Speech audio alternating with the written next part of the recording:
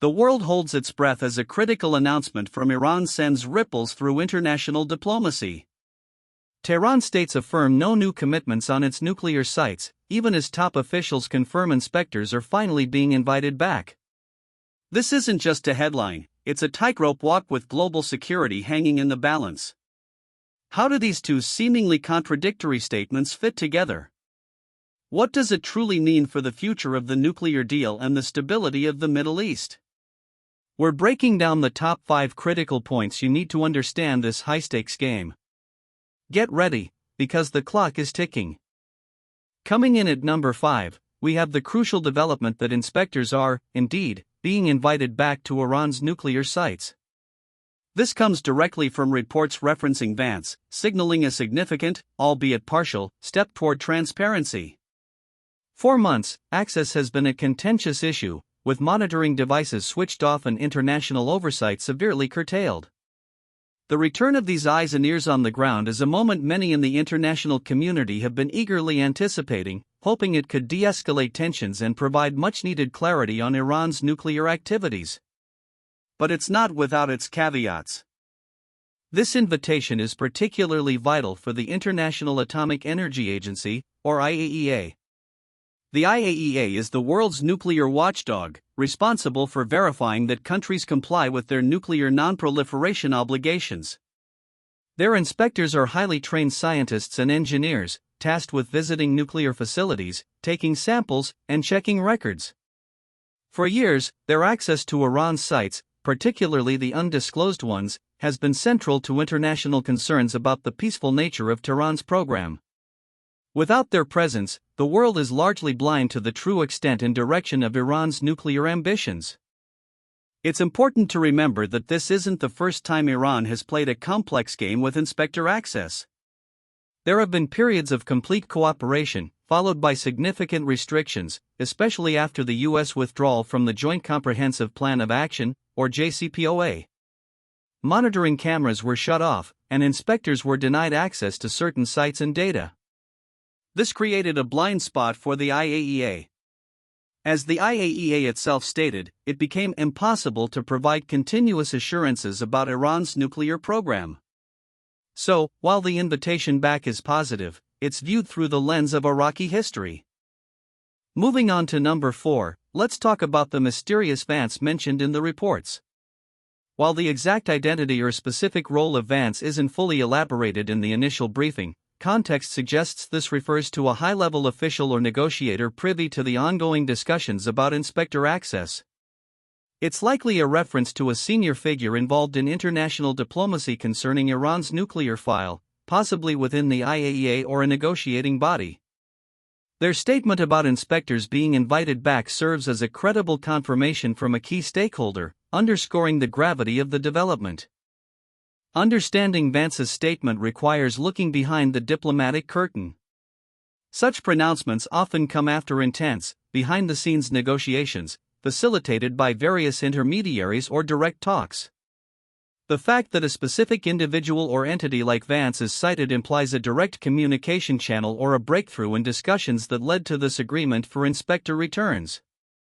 It signifies a moment where diplomatic efforts bore fruit, even if the overall situation remains complicated. This glimpse into the negotiation process highlights the delicate balance of power and persuasion at play. Vance's confirmation acts as a crucial signal to the international community.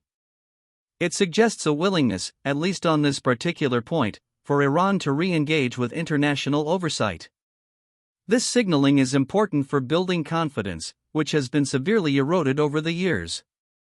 However, the subsequent Iranian statement about no new commitments quickly dampened some of that optimism. It's a classic example of mixed signals from Tehran, keeping both allies and adversaries on their toes, and making the path to any comprehensive agreement incredibly difficult to navigate. At number 3, we confront Iran's unequivocal declaration, no new commitments on nuclear sites. This phrase is loaded with geopolitical significance. It means that while they might allow inspectors back to fulfill existing obligations, Tehran is not agreeing to any additional restrictions or conditions that go beyond what's already stipulated in current agreements, particularly the Non-Proliferation Treaty and any existing safeguards agreements with the IAEA. This stance firmly rebuffs any international pressure to roll back their nuclear program further or accept new intrusive inspections. To properly grasp Iran's statement, we need to define commitments in this context. It's not just about letting inspectors in, it's about the scope of their work. International bodies, particularly Western powers, have often pushed for Iran to adopt the additional protocol, which grants the IAEA broader inspection powers, including access to undeclared sites. Iran's no new commitments essentially says, we'll stick to our basic safeguards agreement, but nothing more. This creates a significant gap between what the international community desires for transparency and what Iran is willing to offer. This firm stance is a calculated move by Tehran. It reflects their desire to maintain leverage in any future negotiations, especially regarding the revival of the JCPOA. By refusing new commitments, Iran aims to signal that its nuclear program development, while under some surveillance, will not be easily reversed without significant concessions from the other side, primarily sanctions relief. It's a strategic position designed to put pressure on Western powers, asserting their right to peaceful nuclear technology while pushing back against perceived overreach. Iran's refusal of new commitments casts a long shadow over ongoing diplomatic efforts to revive the 2015 nuclear deal. Western nations have repeatedly stated that a return to the original deal is no longer sufficient and that a longer and stronger agreement, addressing Iran's ballistic missile program and regional activities, is necessary.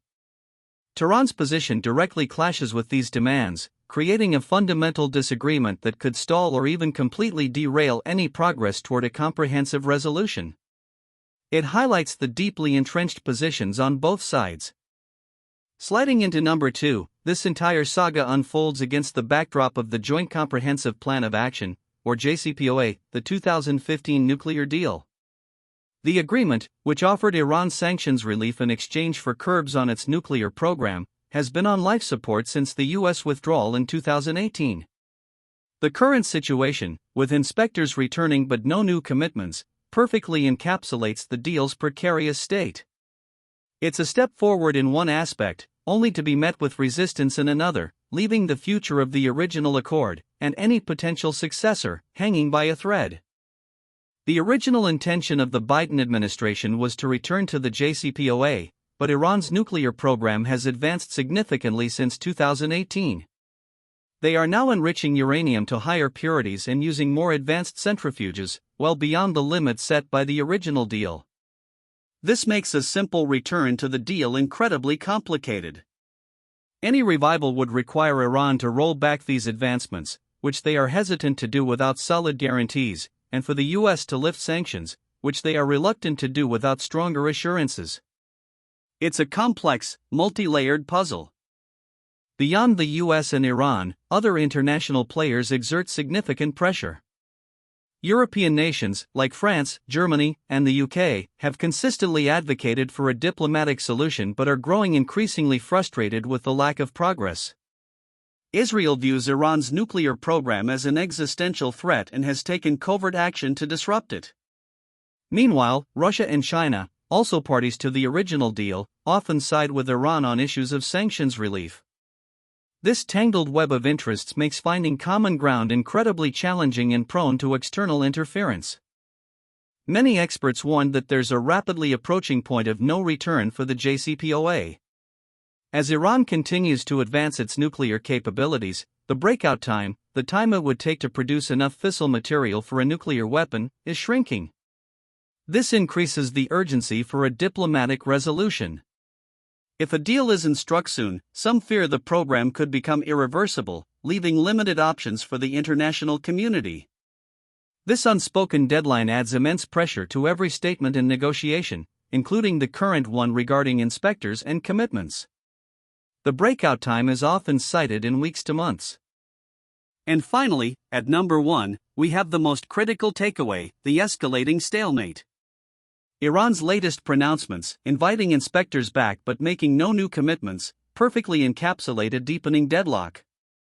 It's a cautious step towards transparency on one hand, but a firm refusal to compromise on the other. This creates an unstable equilibrium where both sides are testing boundaries, raising the risk of miscalculation. The current state is not a path to resolution but rather a continuation of high-stakes brinkmanship, leaving the world on edge. The consequences of this stalemate are severe. Without a viable diplomatic path, Iran could continue to expand its nuclear program, potentially reaching the point of nuclear weapon capability. This would trigger a dangerous arms race in the Middle East, with profound destabilizing effects for global security. It also increases the likelihood of military action, either preemptive strikes from adversaries or a regional conflict spiraling out of control. The current status quo is unsustainable, and every day without a resolution adds to the mounting risks. So, where do we go from here? The path forward remains unclear. International efforts will likely continue to focus on de-escalation while trying to find common ground for negotiations. This might involve creative diplomatic solutions, phased approaches to sanctions relief and nuclear rollback, or even new multilateral frameworks. But as long as Iran maintains its no new commitment stance, and the international community insists on a longer and stronger deal, the gap remains wide. The world watches, hoping for a breakthrough but preparing for continued uncertainty. The situation with Iran's nuclear program is a multifaceted challenge with global implications. The return of inspectors is a small window of opportunity, but Iran's refusal to make new commitments ensures the fundamental disagreements persist. This isn't just about centrifuges and enrichment levels, it's about trust, regional stability, and the very architecture of nuclear nonproliferation. Understanding these critical points is vital as we navigate an increasingly complex geopolitical landscape. What do you think is the most significant aspect of this situation? Let us know in the comments below, and don't forget to like and subscribe for more in-depth analyses.